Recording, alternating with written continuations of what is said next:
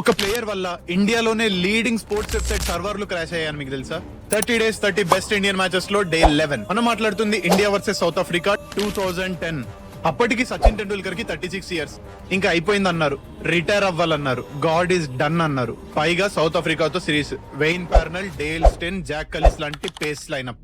Critics ని, anti fans ని అందరినీ సైలెంట్ చేస్తూ అసలైన బాస్ ఎవరో చూపించాడు.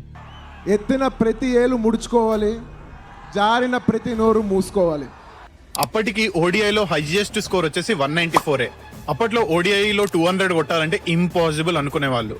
బట్ ఇంపాసిబుల్ ని పాసిబుల్ చేయడమే సచిన్ టెండూల్కర్ పని.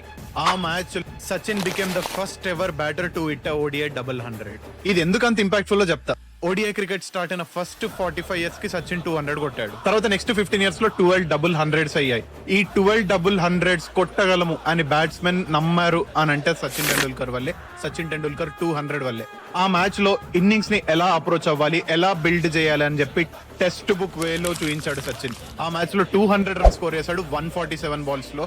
అండ్ ఇండియా మ్యాచ్ 1 side గా గెలిచింది. ఇంకా సర్వర్ల విషయానికి వస్తే సచిన్ టెండూల్కర్ 195 దగ్గర ఉన్నప్పుడు అందరూ క్రిక్ ఇన్ఫో వెబ్సైట్ చూశారు స్కోర్ కోసం. ఒకేసారి ఫ్లో పెరగడంతో క్రిక్ ఇన్ఫో సర్వర్లన్నీ క్రాష్ అయ్యాయి. ఆ రోజు వాళ్ళు చెప్పింది ఏంటంటే రావాల్సిన ఆడియన్స్ కంటే 7 times ఎక్కువ వచ్చారని చెప్పి. అది సచిన్ టెండూల్కర్ ఇంపాక్ట్.